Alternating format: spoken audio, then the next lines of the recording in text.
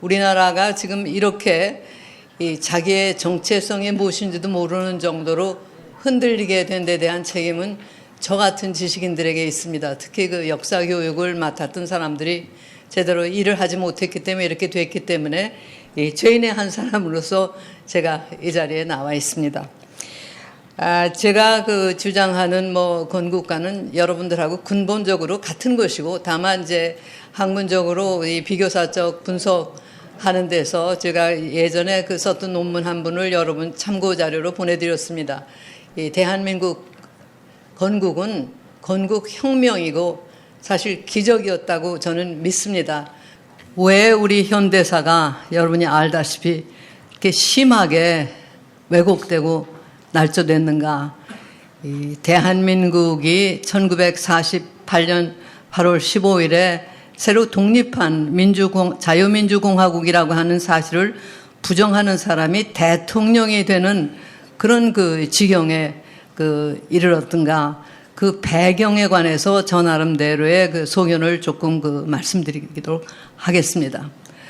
이 상식 있는 사람이면은 세계 어디서나 다 인정되고 있는 아주 국제정치적인 사실, 대한민국은 1945년 8월 15일 연합군에 대한 일본의 무조건 항복으로서 일본의 손에서부터 놓여놨고, 그 다음에 우여곡절을 겪은 다음에 우리가 분단 속에서도 적어도 이 38선 남한만이라도 독립을 빨리 해야 된다고 하는 우리 애국선열 이승만 건국 대통령, 김구 선생 이런 분들의 이 힘을 입어서 그래서 결국 그리고 유엔에 그리고 미국의 도움을 받아서 우리가 1948년 8월 15일에 독립국으로 선언을 했고, 유엔으로부터 한반도에서 정식 절차를 밟아서 수립된 유일한 합법적 정부라고 하는 공식 승인을 받았습니다. 이것은 누구도 부정할 수 없는 사실인데, 지난 5년간 우리를 짓눌렀던 문재인 정권은 바로 그것을 부정하는 사람들, 즉 대한민국은 태어나지 말았어야 될 나라였다는 생각을 가진 사람들, 그 사람들의 손에 이 나라가 놀아났던 것입니다. 지금 그 시인께서도 거듭 강조하셨듯이 저 자신도 이번 윤석열 대통령의 당선은 결국 우리가 낙동강 전선을 아직까지 지켜냈다고 하는데 불과하지 앞으로의 과제는 아직도 큰 게 남아있다고 생각합니다. 그럼 왜 이렇게 되었는가? 45년, 저는 국민학교 3학년 학생으로서 해방을 맞았고, 그때에 제가 제천에서 광경을 직접 목격했고, 그 감격을 잊을 수가 없습니다. 그리고 그때만 해도 우리는 사실 아무것도 가진 것이 없는 세계에서 가장 불쌍한, 누구도 존재한다는 것 자체도 인정하지 않는 나라였지만은, 그래도 우리가 불과 3년 만에 독립국이 됐던 것이죠. 그걸 생각하면은 사실 그 대한민국의 독립은 기적이었습니다. 그 당시 우리에게 해방을 가져다 준 연합국의 정치인들 가운데 우리 한국 사람들이 독립국가가 될 만한 자격이 있다고 믿는 사람들이 거의 없었습니다. 그래서 우리가 이 신탁 통치에 다시 놓일 그 운명에 처해졌고 했었는데, 거기에서 우리를 이끌어내서 결국은 유엔의 도움을 받아서 독립국가로 빨리 발족하게 만드는데 절대 공헌을 한 사람은 물론 더 말할 것도 없이 이승만 건국 대통령이셨습니다. 긴 이야기를 할 자리는 아닙니다만은, 그런 사실이 왜 무시되고 이승만 대통령을 심지어는 하와이 깡패라고 묘사하는 동영상이 국민학교 어린이들에게도 공공연하게 이 역사 자료라고 해서 보여주는 이런 현상이 일어났는가?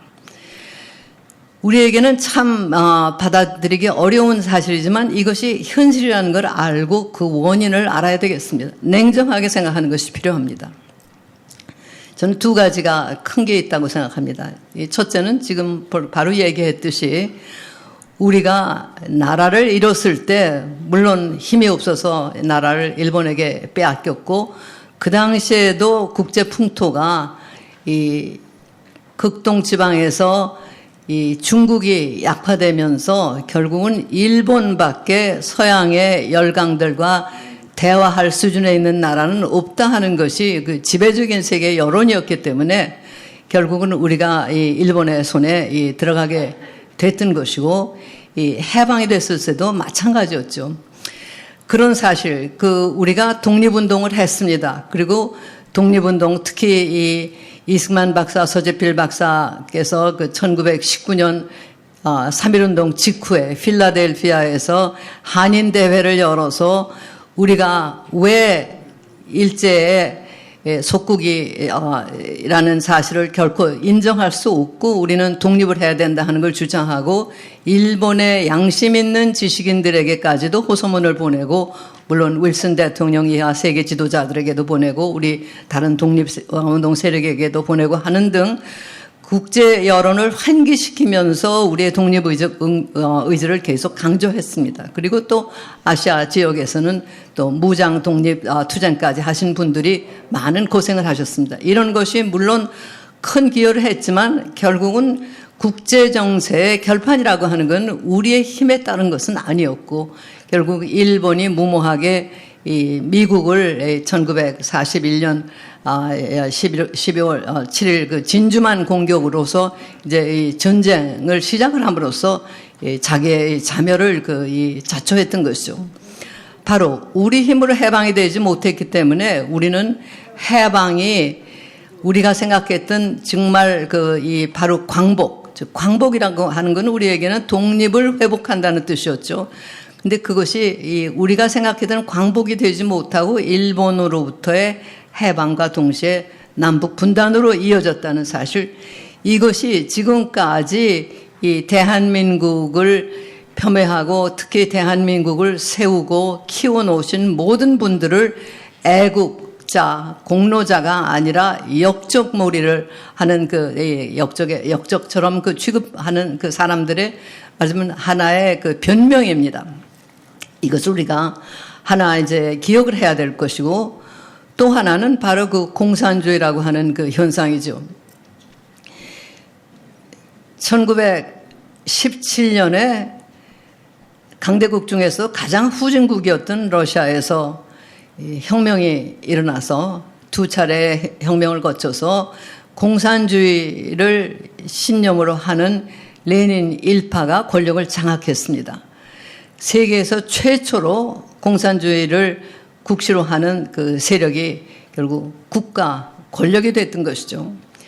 그런데 그에 앞서서 이 마크스주의라고 하는 이 사회주의의 여러 가지 종류에서 가장 치열하게 말하자면 이 자본주의 자유경제를 비판하는 그런 부류인 세력이 힘을 쓰기 시작한 것은 벌써 유럽에서는 19세기 중엽에서부터고 세계 공산당 선언이 나왔던 건 1848년 아니었고 그것이 계속 여기저기로 전파되면서 20세기 초 이제 자본주의 초기 단계에 들어가서 치열한 경쟁에서 발생하는 여러 가지 이제 비참상을 많이 경험한 나라들에서는 최첨단을 가는 양심적인 지식인들 가운데 사회주의자가 된 사람들이 많았고 그중에 일부가 공산주의자들이 됐습니다.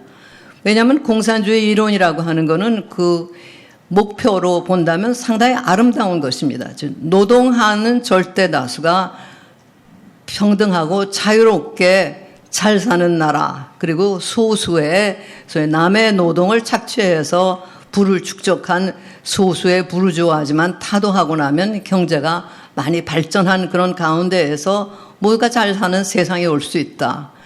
이것만 믿는다고 할 것 같으면은 이 양심 있는 사람들이 거기에 호응하지 않을 수가 없죠.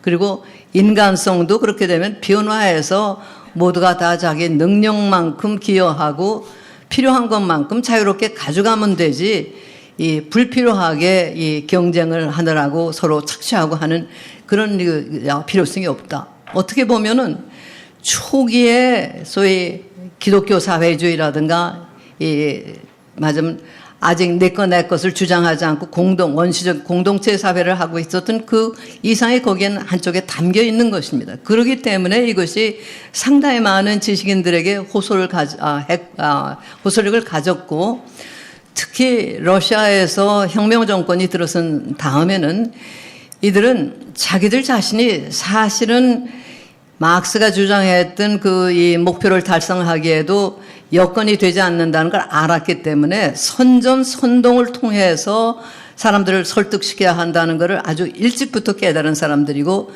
특히 어려운 처지에 있는 사람들에게 그 선전이 잘 먹인다는 것을 아는 사람들이었습니다. 그래서 이 혁명 바로 직후부터 이 공산당 국제조직을 3차 다시 만들어 소위 제3차 인터내셔널이라는 걸 만들어서 우리 같은 피압박 민족들, 지식인들, 그 민족 대표자들에게 강하게 호소를 했고, 당신들을 지원해 줄 테니까 우리를 믿고 우리와 손을 잡으면은 당신들은 민족 해방과 계급 해방을 한꺼번에 이룰 수 있다 하는 호소를 내보냈습니다. 그리고 이 금전적인 지원도 어느 정도 나왔죠. 그래서 우리 독립운동가들 가운데에서도 공산주의보다도 애국적인 동기에서 소련의 도움을 받겠다고 향한 그런 사람들이 상당히 있었습니다. 그 당시에 우리는 한학을 주로 했던 나라이고 그 서양 학문에 익숙하지 못했기 때문에 이 공산주의 이론의 배경에는 서양의 오랜 경제 이론이나 뭐 철학 전통 같은 것이 있지만 우리는 그것이 없이 겉에 나타나는 것만 받아들였기 때문에 액면 그대로 과장해서 받아들인 점이 있었죠. 여기에서 예외적인 인물이 이승만 대통령이셨습니다. 이승만 대통령은 이미 하와이에서 교육운동으로 독립운동을 시작하고 계셨던 1923년 아주 일찍이죠. 소련에서 공산주의 혁명이 바로 시작되고 유럽의 굴지의 지식인들도 거기에 어떤 큰 기대를 걸었을 때 발표를 하셨습니다. 공산당의 당부당 해서 무엇이 공산주의의 강점이고 약점인가. 강점은 바로 그 이상이다. 노동하는 농민, 노동자 절대 다수가 평등하게 자유롭게 잘 사는 사회를 만든다. 그건 바로 내 자신의 꿈이기도 하다. 그러나 그들이 내세우는 방법은 틀렸다. 재산을 모두 고루 나눠주고 기업가들을 적대시하고 지식인들을 홀대하고 종교를 박해하고 국가를 무시하면은 절대로 절대 다수의 노동하는 사람들을 잘 살려줄 수 있는 그런 창의력이나 생산력이 나올 수가 없어요. 이거는 이론적으로 벌써 틀린 것이다. 알았습니다. 그때 그런 그 안목을 가진 지식인은 세계에도 몇 분이 안 됐었어요. 그분은 한학에 통달하고 그 위에다 서양 학문의 정수를 다 섭렵하면서 프린스턴 대학이라고 하는 미국의 한둘 꼽히는 대학에서 법학 박사까지 받으신 분이었기 때문에 이걸 꿰뚫어 볼 수 있는 그 안목을 이미 가지고 계셨던 거죠.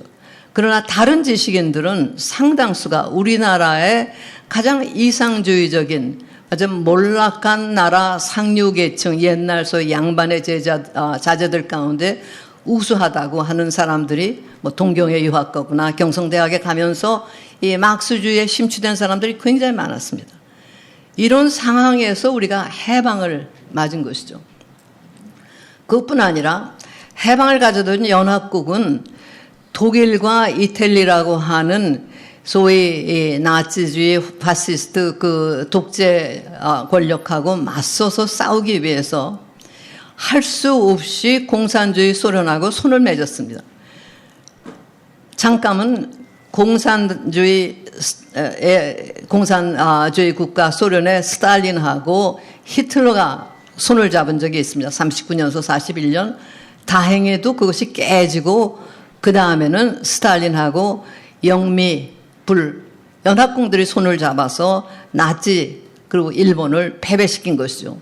이런 복잡한 사정 때문에 해방이 됐을 때까지도 미국만 해도 소련을 우군으로 생각해 왔었기 때문에, 그리고 또 소련도 이 서방의 국가들하고 동맹을 맺었을 적에는 자기의 공산주의적인 성격을 되도록 드러내지 않고 전통적인 애국주의에 호소하고 했기 때문에 미국 사람들은 이승만 박사처럼 공산주의가 어떤 것에 대한 철저한 인식이 없었어요. 이승만 대통령은 공산주의는 안 된다고 하는 것을 이론적으로 아시면서도 현실적으로 소련을 이용할 수 있으면 이용한다 하는 생각은 하셨던 분이에요. 그래서 소련을 방문했다가 하루 오후 만에 그냥 추방당하신 적도 있습니다.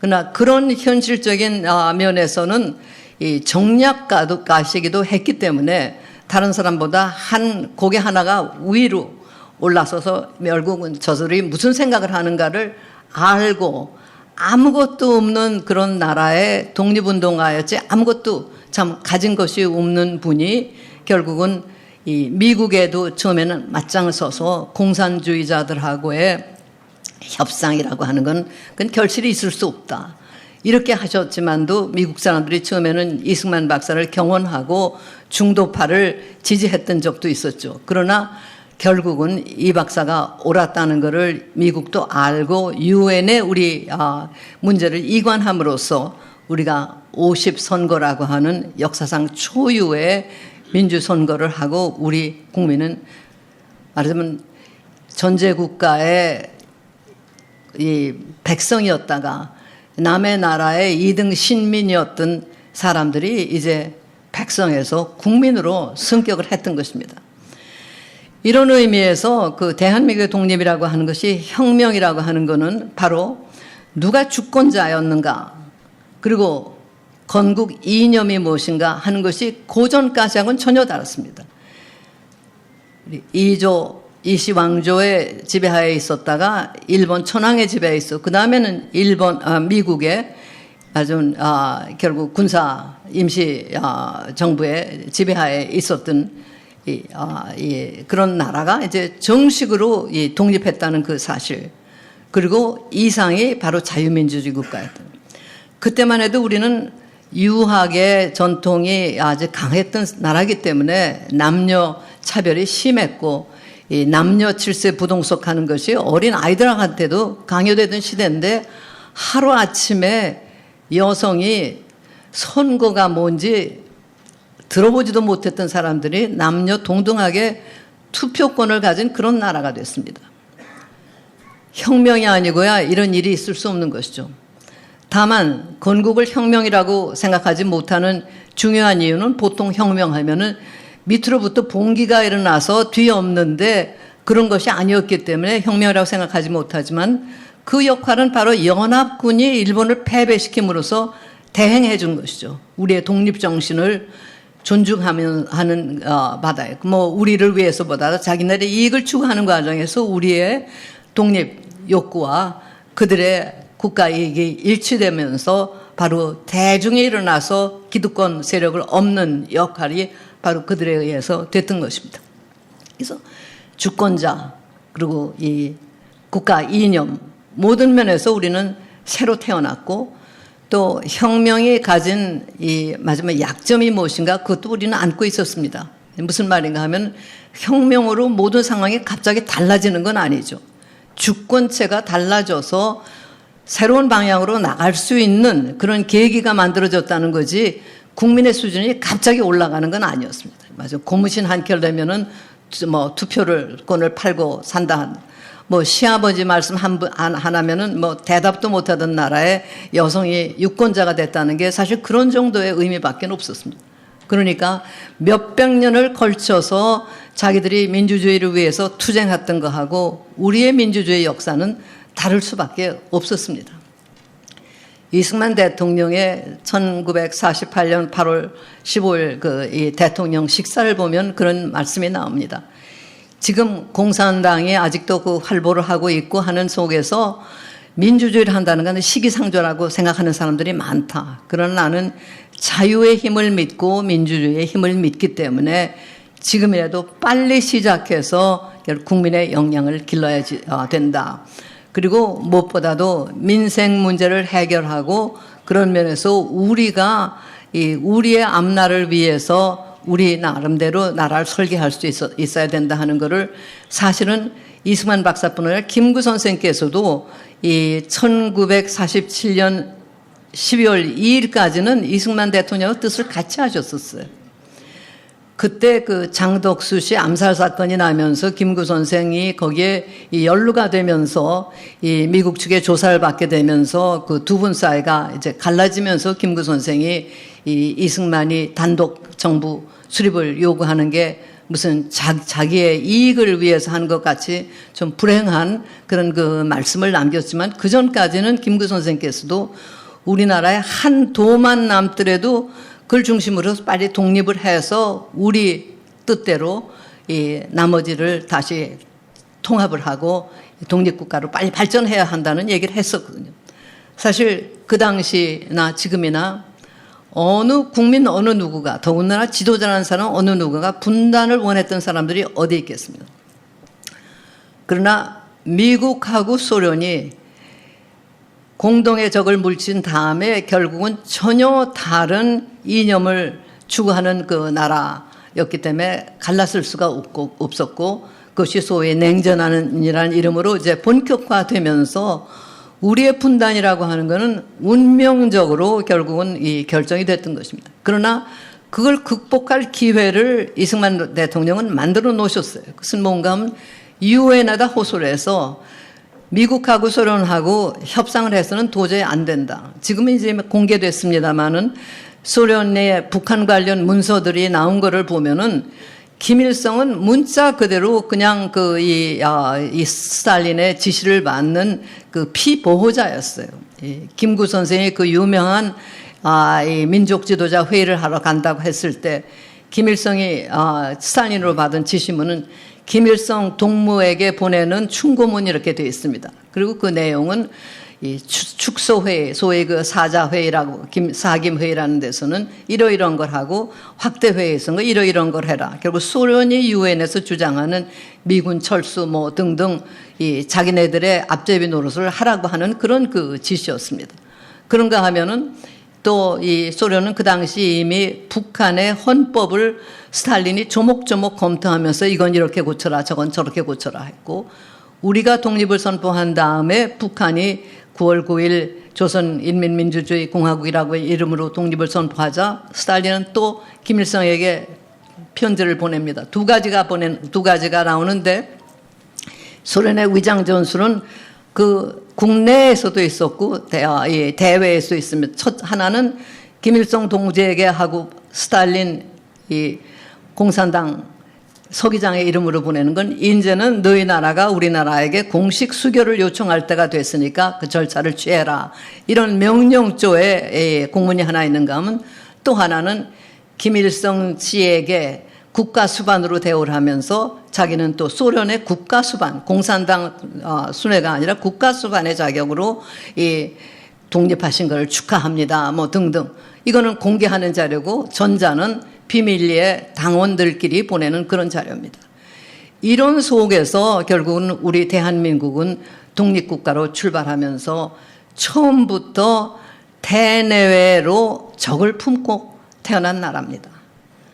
그런 속에서 결국 공산당은 계속해서 결국은 공산당의 말하자면 이념 아래 남북한을 전부 다 통합해서 소련의 위성국가를 만드는 것이 꿈이었고 공산주의 이념은 국가나 민족이라고 하는 것은 다 소위 부르주아지가 이 다수의 노동자를 착취하기 위한 하나의 도구이니까 전 세계의 노동자는 공산당의 지령하에 하나로 통합돼야 된다.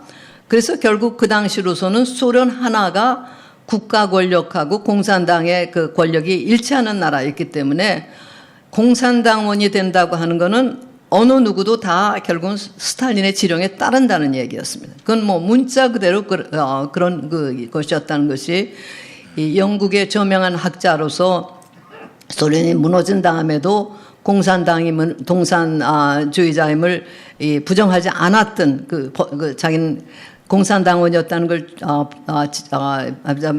부정하지 않았던 홉스봄이라는 영국의 대학자가 있는데 그분이 고백을 해요.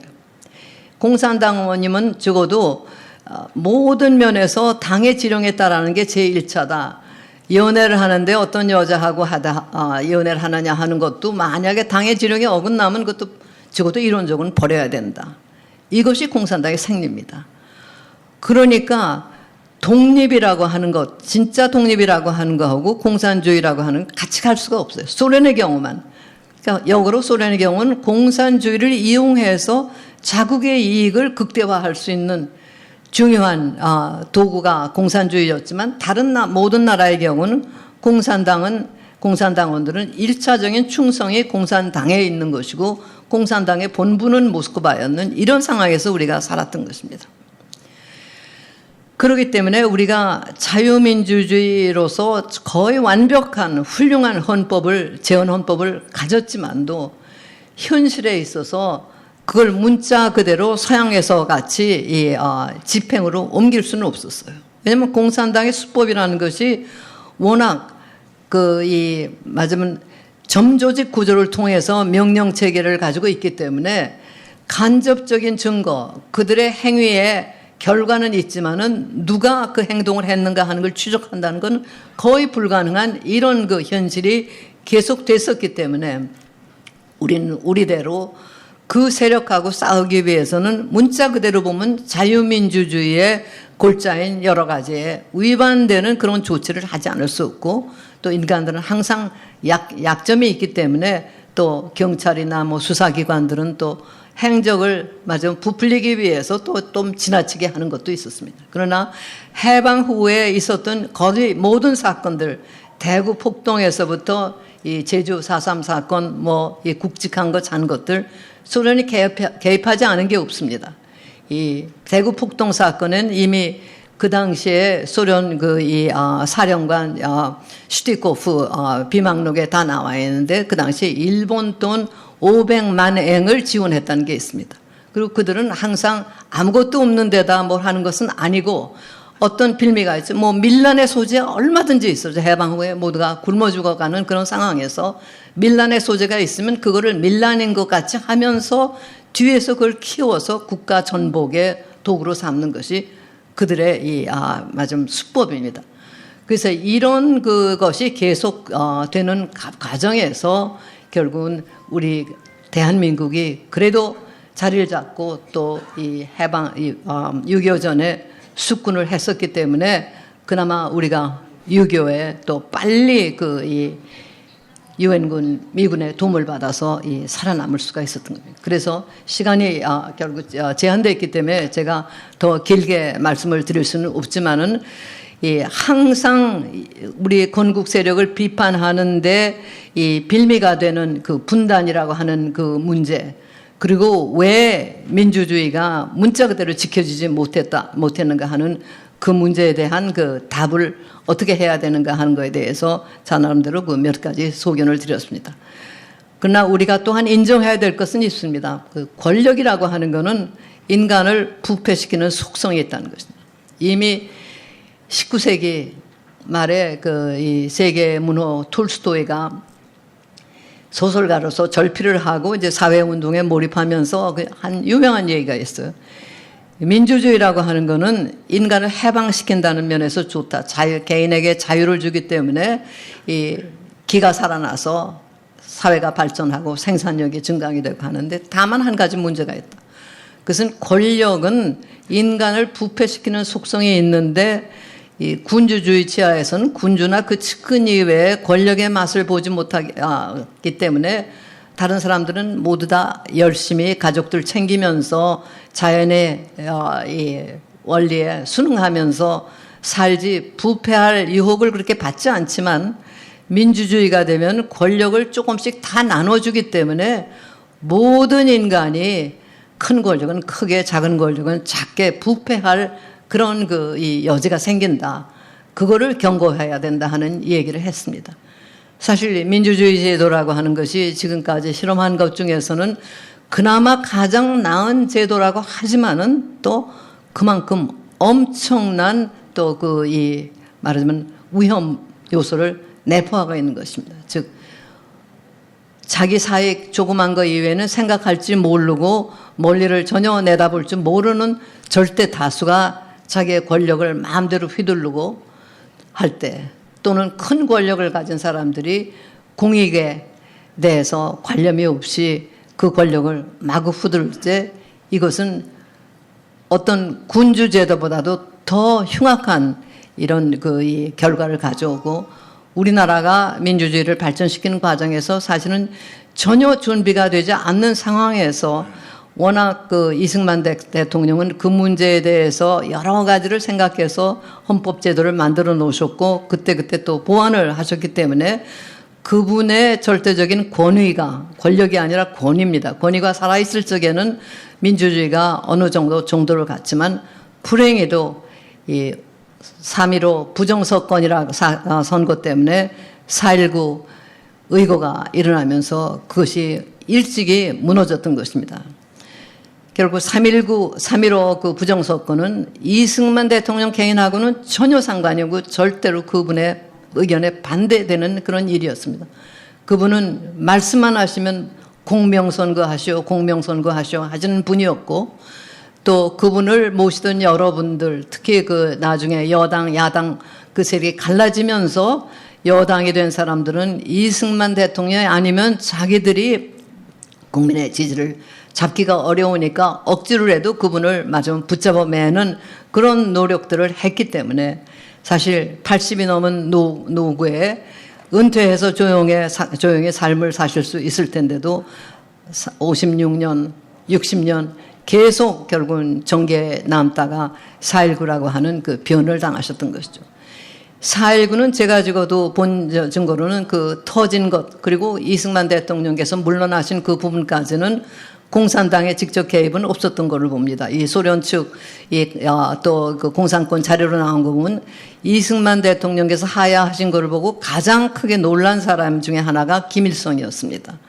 그 전까지는 게릴라 전투를 하는 것을 통해서 남한을 전복시키려고 했는데, 바로 이승만 대통령이 그렇게 쉽게 권좌에서 물러나는 걸 보고 이제는 학생운동, 민주화운동을 통해서 대남 전략을 하는 것이 좋겠다는 쪽으로 그 전략을 바꾼 것으로 보입니다. 결국은 민주당 정부가 들어서는 순간부터 이제 그런 것이 시작이 됐고, 우리나라 민주주의 발전 과정에서는 결국 박정희 대통령 같은 이 애국 정신에 불타는 군인이 나올 수밖에 없는 그런 상황이 됐던 것입니다. 이 박정희 이 대통령은 당연히 민주주의 절차를 위반하고 이 쿠데타로 권력을 잡았다는 그런 의미에서 지식인들의 비판을 받을 수밖에 없었습니다. 그러나 우리가 역사가 지나고 나서 생각을 하면은 그분은 본인 스스로가 나 같은 불행한 군인이 다시는 나와서는 안 된다, 이거는 비상사태였다는 걸 알고 맞은 불행한 일이 벌어졌다는 것도 인식하시는 분이었습니다. 그러면서 자신이 내세운 혁명 공약을 실천에 옮겨서 이 나라가 진정한 민주주의를 할 수 있는 경제사회적 토대를 구축함으로써 당신이 대통령의 자격이 충분하고도 남다는 것을 증명한 인물이라고 저는 그렇게 봅니다. 저 자신 지식인으로서 비판을 많이 했고, 또 실제 그 대통령의 정책 가운데서도 사실은 지나친 부분이 상당히 있었습니다. 가령 예를 들면은 지식인들의 자유를 너무 봉쇄했기 때문에 공산주의가 무엇인가를 알지를 못했어요. 알 수가 없게 됐었어요. 하지만 우리가 반공을 하면 공산주의가 뭐고 왜 우리가 공산주의를 배격해야 되는가를 설득력 있게 국민에게 인식시켜야 되는데, 6.25를 겪은 세대에는 설명이 필요 없었지만 그 후 세대에는 가르쳐야 되는데, 그것이 전혀 불가능하게 공산주의에 관한 서적을 전부 다 봉쇄를 했습니다. 저는 러시아 전문가로서 그 위험을 굉장히 일찍부터 갈파를 했어요. 이렇게 가다가는 역작용이 난다.